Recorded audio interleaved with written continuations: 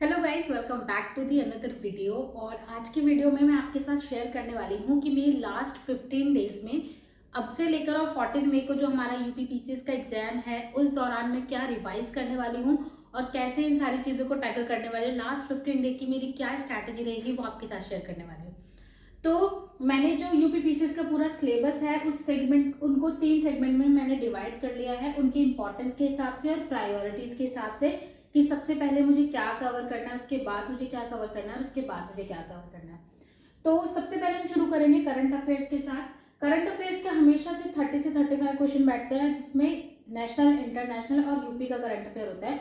तो बहुत ही important segment है और ये बहुत ही लो हैंगिंग फ्रूट है, क्योंकि आपके एक या दो रिसोर्सेज से काफ़ी करंट अफेयर्स आपके आ जाते हैं। तो आपको क्या करना है, सबसे पहले करंट अफेयर्स को कवर करना है। तो मैं ना करंट अफेयर्स के लिए सबसे पहले अभी तक जो मैं रिवाइज करी थी, मैं करी थी जो दृष्टि पीसीएस है। दृष्टि पीसीएस एक चैनल है, यूट्यूब पे फ्री ऑफ कॉस्ट पढ़ाता है। उसके मैंने लास्ट 1 ईयर के पीसीएस के और यूपी पीसीएस के दोनों के करंट अफेयर्स अभी तक मैंने पढ़ भी लिया है, 2 और 3 टाइम रिवाइज भी कर लिया है। तो अभी तक मैं यहाँ पे कर रही थी करंट अफेयर दृष्टि पीसीएस से रिवाइज यूपी पीसीएस के लिए। नाउ अब क्या है, मार्केट में जो घटना चक्र की करंट अफेयर आती है, ईयरली कंपाइलेशन आते हैं, वो आ चुकी है। तो अब मैं घटना चक्र की जो ईयरली कंपाइलेशन है उससे अपना अब रिवीजन करूंगी। उससे क्या होता है, मेरे जो दो रिसोर्सेज से अगर कवर हो जाएगा तो मेरे को एक ना कॉन्फिडेंस आ जाएगा एग्जाम में जाने से पहले। इसे मैं ऑलरेडी कर चुकी हूँ। अब आई है इसकी, तो मार्केट में आ गई है 20 को आई है, 20 अप्रैल को, मतलब अभी 2-3 दिन पहले आई है। तो अगर आपने अभी तक करंट अफेयर कहीं से नहीं पढ़े हैं तो आप किसी भी ये दृष्टि वाले रिसोर्स पे मत जाना, क्योंकि आपका टाइम बहुत ज़्यादा जाएगा। अब आपको सिर्फ घटना चक्र की जो ईयरली कंपाइलेशन है उसको रिवाइज करना है। अब हम चलते हैं अपने दूसरे सेगमेंट पे, जो कि जीएस के बहुत ही इंपॉर्टेंट है। जीएस में सबसे पहले आपको पढ़ना है पॉलिटी, देन आपको पढ़ना है हिस्ट्री एंड देन आपको पढ़ना है ज्योग्राफी और साइंस।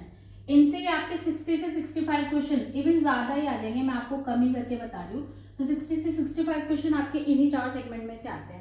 तो मैं क्या कर रही थी, मैं पॉलिटी के लिए लक्ष्मीकांत पढ़ रही थी और उसके अलावा जो घटना चक्र के प्रीवियस क्वेश्चन पेपर्स थे उनको रिवाइज कर रही थी। वहां से मैं देख रही थी कि यूपी पीसीएस या फिर किसी भी पीसीएस एग्जाम में किस तरीके के क्वेश्चन आते हैं। तो लक्ष्मीकांत से वो टॉपिक पढ़ती थी और घटना चक्र के प्रीवियस क्वेश्चन से रिवाइज करती थी। बट अगर आपने अभी तक नहीं पढ़ा है तो आपको अब लक्ष्मीकांत नहीं उठानी है। जो घटना चक्र के प्रीवियस क्वेश्चन पेपर्स हैं वहां से आपको अब पढ़ाई करनी है। तो अब लास्ट की जो भी 15 डेज है, पॉलिटी आपको घटना चक्र से पढ़नी है, हिस्ट्री भी सेम। मैंने अभी तक जो किया था हिस्ट्री में, मेरे जो नोट्स बने हुए थे एनसीईआरटी के, वहां से मैं कर रही थी और घटना चक्र से क्वेश्चन पेपर लगा रही थी। बट अब मैं लास्ट के डेज में सिर्फ घटना चक्र को रिवाइज करूंगी, वो भी जो मेरे इंपॉर्टेंट, जो मेरे वीक पोर्शन है वहां पे मैं काम करूंगी। तो हिस्ट्री भी घटना चक्र से, ज्योग्राफी भी घटना चक्र से और साइंस भी घटना चक्र से। तो ये चारों मैं अलग अलग इनकी घटना चक्र है। इनके अराउंड आपके, अगर हम 600 पेजेस मान लें, इसके 400 पेजेस है, तो आपको इस तरीके से कंप्लीट करना है कि 15 डेज में एटलीस्ट 2 बार इनका रिवाइज हो जाए। अब आप ना जो भी अपना रूटीन बनाएंगे, आप चाहे 12 घंटे पढ़िए चाहे 10 घंटे पढ़िए, बट उस तरीके से करिए कि ये सारी चीज़ें आपकी एटलीस्ट एग्जाम से पहले 2 बार रिवाइज हो जाए। और अगर आप क्वेश्चन की फॉर्मेट में इन चीज़ों को याद करते हैं तो ईजी होता है याद करना, तो इसलिए आप 2 बार रिवाइज करेंगे तो उससे आपका काम एग्जाम के टाइम पे चल जाएगा। आपको ऐसा नहीं होगा कि बिल्कुल नहीं आता है। तो आपके ये सेगमेंट यहाँ से कवर हो गए। अब इन्वायरमेंट की अगर हम बात करें, इन्वायरमेंट से 10 से 12 क्वेश्चन आते हैं और इसके लिए घटना चक्र की ही एक पतली सी बुकलेट आती है। यूपी पीसीएस के एग्जाम से, हर एग्जाम से पहले जो घटना चक्र की ना एक पूरी सीरीज आती है, शायद सारे सब्जेक्ट की अलग अलग आती है। तो उसी में इन्वायरमेंट की घटना चक्र लेके आई है मैं, पतली सी है, उसमें अराउंड 100 पेजेस है। अभी हिंदी की आई है, तो अगर इंग्लिश की आएगी, अगर आप इंग्लिश के स्टूडेंट हैं तो इंग्लिश की आएगी तो आप उससे पढ़ लीजिएगा, और हिंदी की है वो भी आप वहाँ से पढ़ सकते हो। और सबसे अच्छी बात है कि वो बुकलेट इतनी ईजी है कि आपने वो कहीं ना कहीं पहले पढ़े होंगे वो सारे कॉन्सेप्ट, बस आपको रिवाइज करना है वहाँ से। तो वो जो आपकी 100 पेजेस की, 120 पेजेस की जो आपकी बुकलेट है, वो आपकी मुश्किल से 2 दिन में रिवाइज हो जाएगी अगर आप अच्छे से करेंगे। और ये बहुत ही लो हैंगिंग फ्रूट है, अगर आपने एक बार भी वो ढंग से पढ़ ली ना तो आप सारे क्वेश्चन बहुत अच्छे से करके आएंगे। अब बची इकोनॉमिक्स। इकोनॉमिक्स के लिए मैं 2 ही चीजें बोलूंगी। एक तो यूनियन का बजट, और उसके अलावा सर्वे, और उसके अलावा आपका यूपी का बजट आपको पढ़ना है। ठीक है, यहाँ से क्योंकि ज्यादातर जो इकोनॉमिक्स के क्वेश्चंस आते हैं वो या तो इन 3 चीजों से आते हैं, उसके अलावा करंट अफेयर्स से आते हैं। और करंट अफेयर्स हमारे यहाँ से कवर हो रहे हैं, इकोनॉमिक्स के भी। तो आपके बहुत सारे क्वेश्चंस, मतलब इसके 60-70% क्वेश्चन तो यहीं से कवर हो जाएंगे, इन चारों पांचों चीज़ों से। तो आपको इकोनॉमिक्स में, और इकोनॉमिक्स में जो क्वेश्चंस अगर आते भी है तो बहुत ही सिंपल क्वेश्चन आते हैं, जैसे रेपो रेट क्या होता है, या फिर किसी कमेटी के बारे में पूछ लिया, पॉवर्टी में तेंदुलकर कमेटी के बारे में पूछ लिया, तो बहुत ही बेसिक चीज़ें पूछी जाती है इकोनॉमिक्स में। तो इसको छोड़ के मत जाना, मेरी तो यही सलाह रहेगी। बट अगर आपने अभी तक नहीं पढ़ा है तो फिर आप सिर्फ ये चीज़ें कर लीजिए और आपका हो जाएगा। एंड मिसलेनियस के लिए जो स्टडी फॉर सिविल सर्विसेज की एक वीडियो आती है ना, 3 या 4 आवर की आती है, वो आप वहां से कर लीजिए,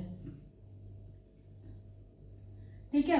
क्योंकि ना मैंने अभी तक ना मिसलेनियस की मुझे ना तो कहीं पे मार्केट में भी कुछ ऐसा नहीं दिखा है, और मैं भी वहीं से करूँगी। मिसलेनियस की जो है स्टडी फॉर सिविल सर्विसेज के, वो अच्छा डाटा दे देता है। मतलब मुझे वैसे मुश्किल होती है थोड़ी सी याद करने में, क्योंकि वो बहुत सारे फैक्चुअल डाटा एक साथ इतना सारा भर के दे देते हैं। बट स्टिल मिसलेनियस को उससे अच्छी जगह से कहीं कवर करना, मतलब मुझे कहीं और ऐसा नहीं मिला है कि उसको कहीं और अच्छे से कवर किया गया है।